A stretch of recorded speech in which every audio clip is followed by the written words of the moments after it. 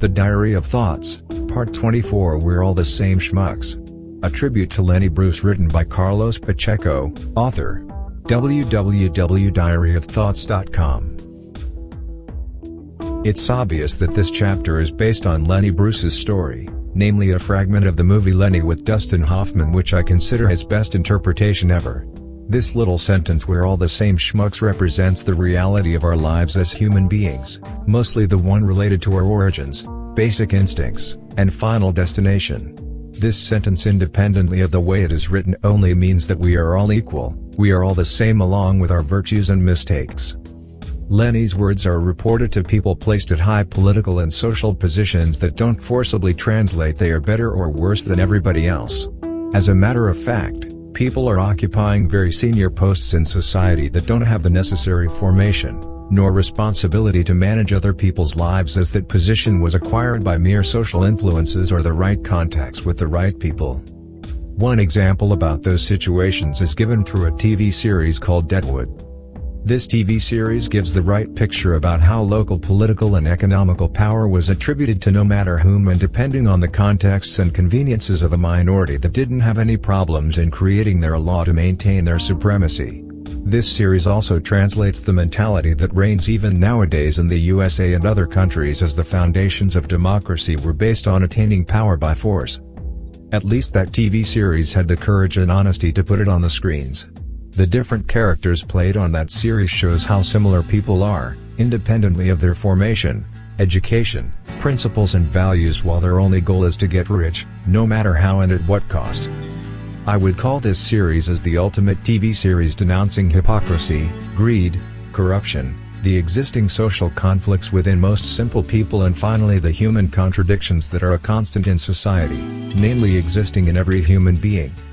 When I refer to social conflicts within the most simple people, I mean that even at that social level, supposed to be defending the same positions and protecting each other, there are social conflicts created by human components as jealousy and malice.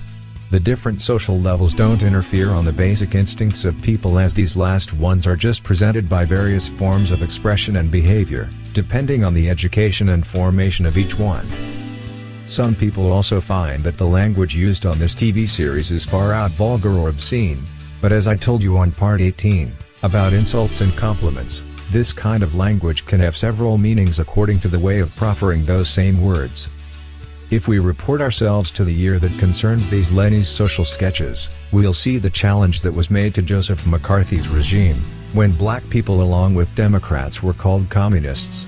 Fortunately, times changed, and along with it, human mentality evolved at the point to accept, namely vote for an Afro-American president. Some years ago I made my chart of human behaviors, according to that scale of education and formation. I think that there are some fundamental stages of social life based on those two elements, but they don't necessarily mean that there is a direct correspondence matching those same levels to any attribution of values. It goes like this: gentlemen and ladies, men and women, pimps and prostitutes, fools and fools, criminals and criminals. Of course, this is not what we can call a social pyramid, but it represents a certain sequence according to the education and social status existing in society and the expectations that the word logic created around those same intellectual levels. At the first level, let's say that there are the people who were supposed to represent the example to society, concentrating the necessary education and formation that would allow them to guide society to evolve. Let's also imagine that the second level, men and women, matches the average of ordinary people who are not part of the other categories, without forgetting their legitimate virtues or their failures that are common to any other level. We could also create a level that is common to all the other stages, which are represented by the intellectuals. A criminal, a pimp, or even a fool can be an intellectual. As a matter of fact, intellectualism can touch extremes of insanity or lead a person to a spiritual stage that brings the benefit of comprehension and understanding. The other levels speak for themselves. After all, we're all the same schmucks, and those labels and expectations are just a part of our imagination following an attribution of standard and pattern behaviors to each different level. Of course, this attribution of values has a precise origin as intelligence along with education brings or should bring to human beings a different perception about life herself and along with it, life in society. But in reality, This works in very different ways, as a gentleman can be a fool or a criminal, and as a pimp can be a criminal but not a gentleman. As a matter of fact, in our society, there is a multiple mixture of all those levels. A gentleman can be a pimp while marrying a wealthy woman just to get her fortune, as a lady can marry a fool or a criminal. Ladies can be mere sluts while cheating on their gentleman husbands, still maintaining a noble posture. Some queens were real sluts, worse than the cheapest prostitutes, those last ones being more honest than some members of the royal family.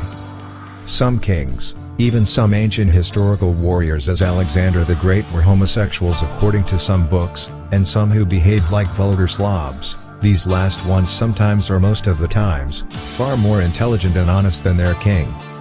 There are no rules at all on this enormous salad called life and society, as each person is an entirely different world. And even within each one of us there is a secret area that not even ourselves completely understand. This multiplicity of contexts is also at the origin of a word called diversity, and also means that we have to accept each other as we are, or at least try to understand our differences. I would say that I completely agree with that definition called diversity, as long as it is a constructive diversity, contrary to the personal view of some people who claim that the destructive diversity is necessary to be understood and to establish a comparison between the two. Finally, we are all lost in our doubts and fears that at its basis are similar, like feelings, for instance. Feelings of sufferance are common to every human being, as also the ones that translate hate, rage, or happiness. Feelings about love or friendship are already different, as each one of us has a personal interpretation of these types of affection. In reality, some people just don't know what those feelings are and what they represent. Life herself created some comparison elements as notions about being constructive or destructive as the only way to identify those two components, and by doing so, gave us a choice to evolve or retrograde. Creation put in this world several living species, each one with its different particularities. Animals can't read a book, but they can feel and interpret the book of life in a very different way than human beings. Animals also have identical primary instincts. After all, the foundations of human life are mere animalistic, which means we are not as different as that. One of my principles is to let everybody live as long as they don't interfere with our personal and private life. The problem is that this idea is not practiced by most of the society, as there is a tendency to compare ourselves with other people, trying to impose our rules, principles and values to others around us. This flagrant tendency exists deep within us all, and those who eventually claim the contrary are just fooling themselves. This behavior creates the difficulty in relating with others, as in our inner self, we will always be the same, from the moment we were born until our final segment of time. It makes part of the individual matrix that translates our personality. Let's take the examples of the ex-president Bill Clinton, namely his claimed or supposed love affair with his secretary, not to talk about the alleged ex-president JFK's affair with Marilyn Monroe.